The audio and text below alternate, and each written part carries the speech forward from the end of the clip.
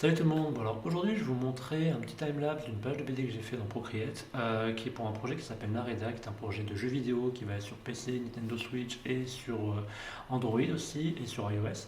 Et c'est aussi, je fais aussi une petite BD qui va avec le jeu vidéo pour explorer certains aspects narratifs, on va dire, du jeu vidéo que j'ai pas forcément la possibilité d'explorer dans le jeu. Donc c'est assez intéressant. Donc je vais vous montrer un peu comment ça se passe et on va commencer maintenant.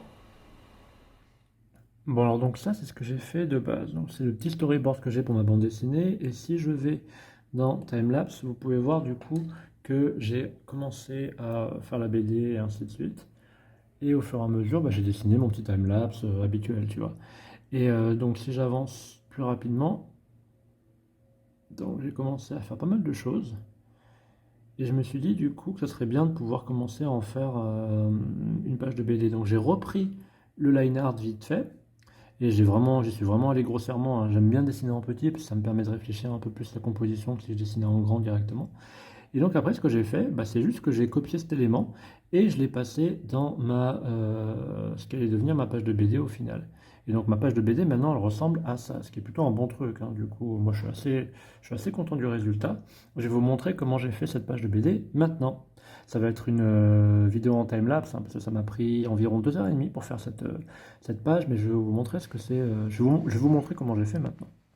Donc j'ai d'abord commencé par dessiner le vaisseau, parce que c'est l'un des éléments les plus iconiques de la page.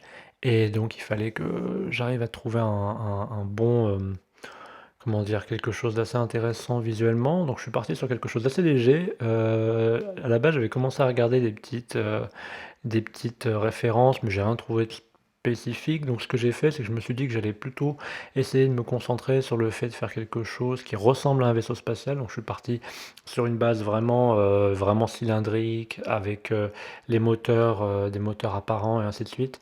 Comme je lisais la dernière fois, j'ai lu une théorie, enfin un article scientifique sur les propriétés du moteur d'Alcubierre, pardon. Et du coup, je me suis dit, bah tiens, que j'allais prendre ce concept-là et j'allais l'intégrer directement dans le dessin. Donc là aussi, je fais une petite référence à Cowboy Bebop parce que c'est quelque chose que j'aime beaucoup.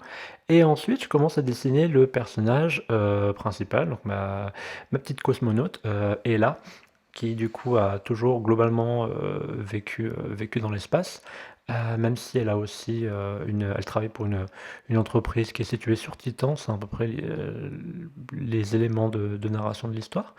Et du coup, elle va rentrer dans cet astéroïde parce qu'ils ont capté un signal et ainsi de suite, et ils veulent juste voir ce que c'est avant d'exploser l'astéroïde pour récupérer la glace qui est à l'intérieur. Et du coup, donc j'ai commencé à essayer de designer tous les éléments de sa combinaison en essayant d'imaginer pas mal de choses différentes, notamment le fait d'avoir les moteurs qu'il y a sur le bras, les petits cercles, c'est des sortes de petits moteurs qui propulsent de l'oxygène, qui lui permettent de se déplacer, d'avancer dans l'espace et ainsi de suite. Ensuite, j'ai commencé à dessiner le visage. Le visage, j'ai dû le redimensionner ensuite parce que du coup, il devenait trop grand. J'ai juste créé ce petit cercle autour d'elle comme une case de BD, juste pour bien montrer, bien accentuer que c'est elle et ainsi de suite, parce que c'est vrai qu'on la voit très très très petite par rapport à la taille du vaisseau, ce qui est normal, hein.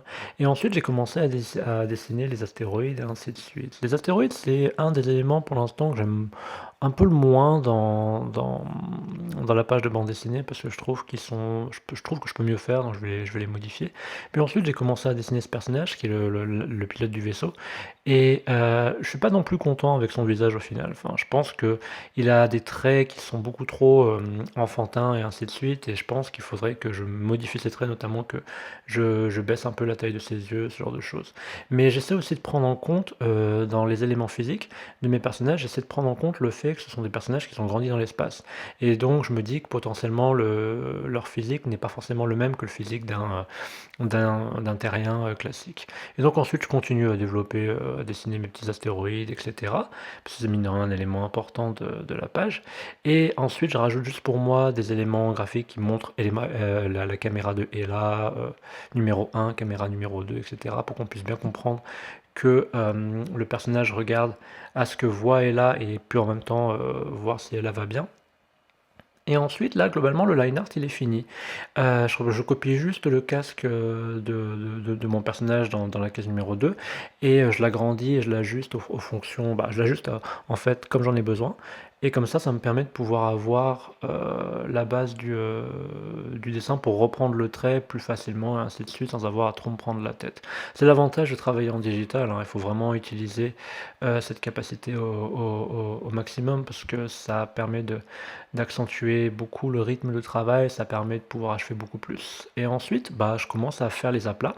Donc je pose toutes les petites couleurs au fur et à mesure.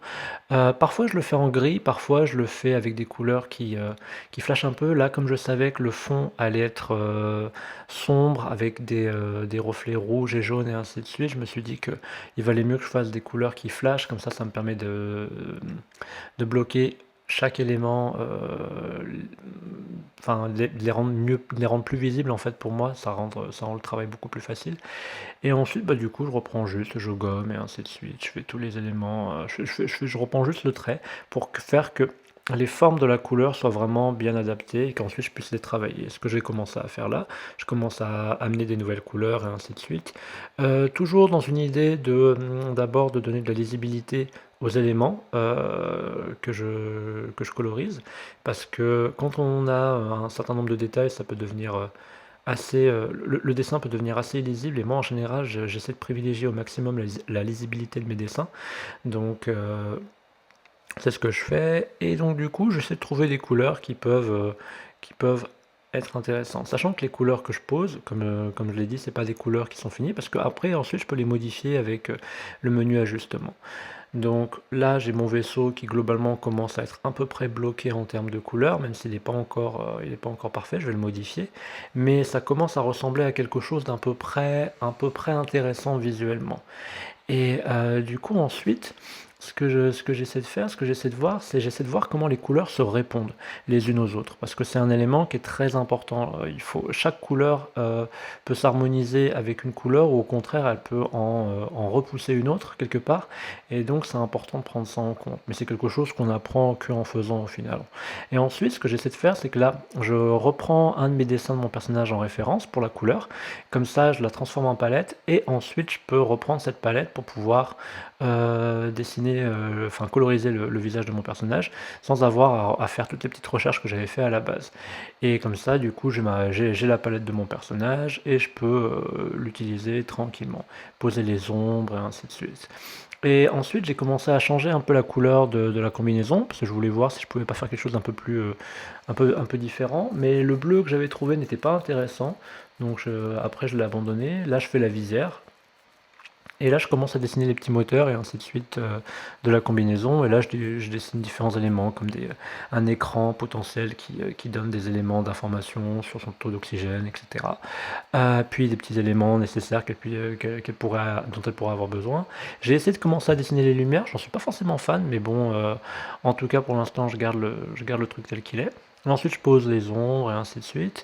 Et là, on peut voir que mine de rien, bah, le dessin commence à prendre forme, même s'il n'est pas encore, il est pas encore parfait, mais au moins il commence à prendre forme. Et donc ensuite, bah maintenant, je reprends encore un peu tous les éléments, je rajoute ce qu'on appelle les highlights, du coup, ce qui permet de pouvoir donner un peu plus de profondeur, et je reprends encore une fois l'élément principal de la page, hein, qui est pour moi le vaisseau spatial, et j'essaie là, j'ai copié le layer de base, et ensuite, je gomme les éléments qui me plaisent moins de couleurs, juste pour pouvoir amener des variations de couleurs un peu plus intéressantes. Et donc voilà ce que je fais à peu près. J'essaie de voir avec les ajustements que je peux amener au niveau du calque comment ça marche, mais du coup, bon, je le garde plus ou moins en blanc et ensuite bah, j'attaque cette page, cette case de BD que j'aime pas forcément à la base, mais bon. Du coup, ce que j'essaie de faire, c'est que j'essaie de trouver des couleurs intéressantes, parce que j'ai pas forcément d'idée pour ce personnage, et donc je commence un petit peu à gérer les couleurs, tout ça. Là, comme je sais que j'ai la caméra qui est concentrée sur le visage d'Ella, bon bah ça c'est assez facile à coloriser parce que du coup j'ai déjà la base qui est là. Et ensuite je reprends un petit peu je colorise l'autre visage d'Ella dans la dernière case de la BD. et comme ça j'amène un peu comme ça j'ai bloqué à peu près tout ce qu'il fallait dans la page et du coup après c'est que du travail. Par exemple sur les astéroïdes, je change la couleur des astéroïdes, j'amène des ombres et ainsi de suite, juste pour amener encore une fois de la profondeur et ce genre de choses. Et là, je commence à arriver sur la fin de ce timelapse et ensuite maintenant je vais commencer à vous montrer, les autres éléments, notamment j'ai rajouté les étoiles et ainsi de suite et je vais vous montrer comment j'ai fait. Mais donc voilà. Ensuite, j'ai utilisé dans le décor, pour faire toutes les étoiles et ainsi de suite, j'ai utilisé un pinceau qui est dans Luminance, ici. Et j'ai utilisé, c'était lequel? C'était Flamboiement. Et j'ai juste choisi la couleur que je voulais. Donc par exemple, j'étais parti sur un jaune léger. Je choisissais la couleur. Et après, tac. Ah merde. Hop. Ah, je suis pas sur le bon calque. Donc du coup, je vais juste sur le bon calque. Voilà, ici. Et donc, je faisais juste comme ça. Je tapotais un petit peu. Et voilà. Et je baissais un petit peu la taille. Ce genre de choses. Et vous pouvez aussi baisser l'opacité, par exemple, ce genre de choses. Ça marche bien. Comme ça vous permet d'avoir cette restitution d'étoiles, ainsi de suite, qui est cool. Et pour tout ce qui est au niveau de... voilà, la cloche a fini de sonner. Donc pour tout ce qui est au niveau des textures que j'ai commencé à rajouter, je suis allé... Alors c'était où? C'était dans... Je sais plus, c'est pas dans organique. C'est dans peinture, il me semble. Ouais, acrylique. Et j'ai utilisé ce pinceau, du coup, et j'ai choisi la couleur que je voulais, par exemple. On va partir sur, je sais pas, un bleu un peu gris. Je vais sur mon calque. Il est où? Ici. Je le mets en... Ah non, je vais faire ça comme ça, je vais plutôt faire ça comme ça en fait. Je vais choisir celui-là, sélectionner, et je vais aller sur mon calque ici. Et après, ce que j'ai fait, c'est donc que j'ai réglé la taille, et j'ai ajusté l'opacité, et après, j'ai juste peint sur le dessus, ce genre de choses comme ça. C'est comme ça que j'ai créé la texture pour les astéroïdes. Mais c'est pas fini, hein, c'est quelque chose qu'il faut que je travaille parce que je trouve que les astéroïdes ils sont pas bons. Il y a deux éléments sur cette page de BD qui sont pas encore finis à mes yeux. C'est la texture des astéroïdes et cette case. Cette case, je ne l'aime pas. Donc je vais voir à la changer, mais j'ai pas encore d'idée. Peut-être que je vais faire un plan un peu plus large avec le personnage devant ses ordinateurs en train de regarder les caméras de ma petite astronaute. Je vais voir. Mais en tout cas, globalement, voilà la page de BD que j'ai fait avec Procreate. Voilà, cette vidéo est finie, j'espère que ça vous a plu. Si c'est le cas, n'hésitez pas à lâcher un pouce bleu et à vous abonner à ma chaîne, je fais des vidéos régulièrement. Et quant à moi, je vous remercie d'avoir regardé cette vidéo et je vous retrouve dans la prochaine. Salut!